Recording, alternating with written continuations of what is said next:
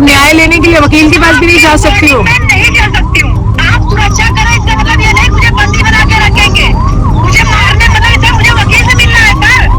कितने बार बोलूंगी, आज की बात इस गाड़ी में मैं मुझे बैठना पैर रखना समझ लो मेरे बच्चों की। मुझे मैम सीआरपीएफ के लोग बंदी बना चुके, गृह मंत्रालय से ऑर्डर आ गया है। जियो सर बोले हैं कि इनको घर लेके जाओ, घर जाएंगे सर। मैम मेरा मकान मालिक घर खाली करा दिए, देखा हो, तुरंत देर नहीं लगे। मुझे बस ये बताओ कि तुम्हें अभी कहाँ लेके जा रहे हैं, और तुम्हारी मम्मी को तो रास्ते में उन्होंने सड़क पे फेंक दिया ऐसे जैसे दिया है, वही तो यही चीज है ना। बताओ मैम मैं क्या करूं, मुझे घर लेके जा रहा है, मैं घर कैसे जाऊं? मुझे सर बुला रहे हैं, सनावर सर बुला रहे हैं, आके साइन करो आज कोर्ट ओपन है, मैं लगाऊंगा कोर्ट में। बताओ इनकी अपॉइंटिंग में चलूंगी सर। बात करेंगे नहीं करेंगे आप, मुझे कुछ बताएंगे नहीं बताएंगे आप कि मैं वकील के पास जाऊं कि ना जाऊं? आप अकॉर्डिंग सर मैं नहीं जाऊं। अब न्याय 2017 के उन्नाव रेप केस की पीड़िता, उनकी मां और महिला अधिकार कार्यकर्ता योगिता बयाना ने इंडिया गेट पर धरना प्रदर्शन किया।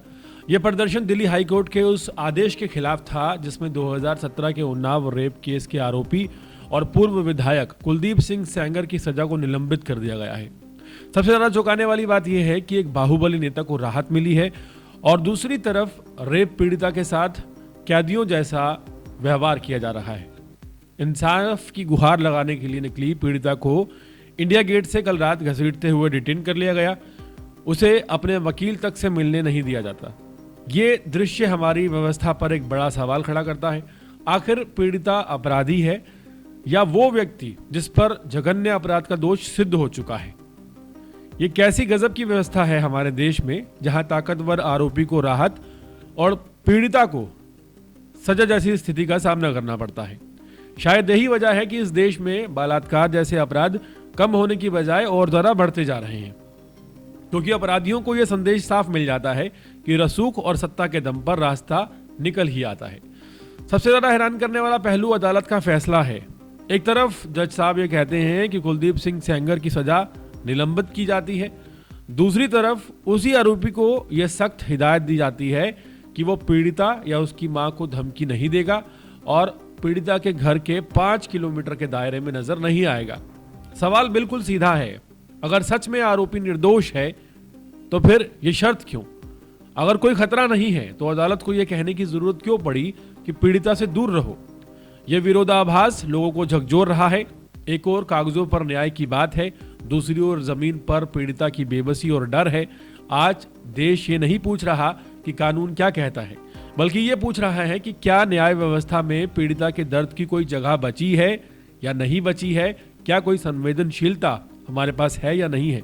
ये हाल है हमारी न्याय व्यवस्था का, जहां एक युवती के साथ गैंगरेप जैसी जघन्य वारदात होती है, उसके परिवार के लोगों की हत्या कर दी जाती है और फिर उसी मामले का मुख्य आरोपी एक बाहुबली नेता राहत पाता नजर आता है। दिल्ली हाई कोर्ट के इस सिर्फ उसकी सजा को निलंबित नहीं किया है, बल्कि ये भी कहा है कि जो पीड़ित है उसके घर के 5 किलोमीटर के दायरे में यह शख्स नजर नहीं आना चाहिए। यह शर्त जोड़ दी गई है। पीड़िता या उसकी मां को लेकर धमकी नहीं दी जाएगी, यह भी शर्त रखी गई है। कागजों पर यह शर्तें लग सकती हैं, लेकिन जमीनी हकीकत से बिल्कुल अलग है। पीड़िता को लगातार धमकियां मिल रही हैं। सवाल यह नहीं है कि आरोपी 5 किलोमीटर दूर में रहेगा या नहीं। सवाल यह है कि पीड़िता और उसका परिवार उस डर से कैसे मुक्त होगा जो रसूख, ताकत और पुराने जख्मों के साथ एक बार फिर से लौट आया है।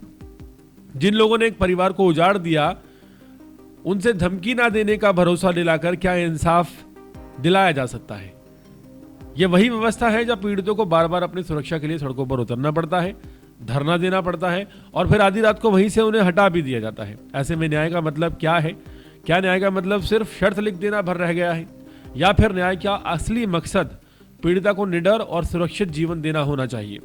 यही सवाल है जिसे पूरा देश पूछ रहा है कि आखिर ये किस तरह का फैसला है, जहां एक तरफ जो सजा है उसे निलंबित कर दिया जाता है और दूसरी तरफ जज साहब ये भी कहते हैं कि धमकी नहीं देनी, ना पीड़िता को देनी है ना उसकी मां को देनी है और 5 किलोमीटर दूर रहना है। सबसे बड़ा सवाल यही है कि आखिर 5 किलोमीटर दूर रहने के लिए जज साहब क्यों कह रहे हैं? अगर सजा माफ कर दी गई है, कोई दोष नहीं है, तो फिर 5 किलोमीटर का यह कॉलम क्यों लगाया गया है? पूरे मामले को किस तरह से समझते हैं कमेंट सेक्शन में जरूर बताएं और इसी तरह के अपडेट्स रहने के लिए देखते रहे अर्पण न्यूज़। बहुत बहुत शुक्रिया।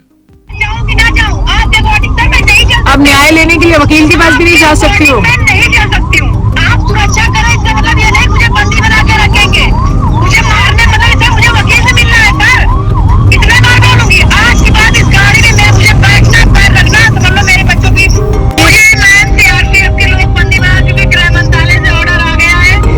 जियो सर बोले हैं कि इनको घर लेके जाओ, घर जाएंगे सर। मैम मेरा मकान मालिक घर खाली करा दिए, देखा हो तुरंत देर नहीं लगे। मुझे बस ये बताओ कि तुम्हें अभी कहाँ लेके जा रहे हैं और तुम्हारी मम्मी को तो रास्ते में उन्होंने सड़क पे फेंक दिया ऐसे फेंक जैसे दिया है,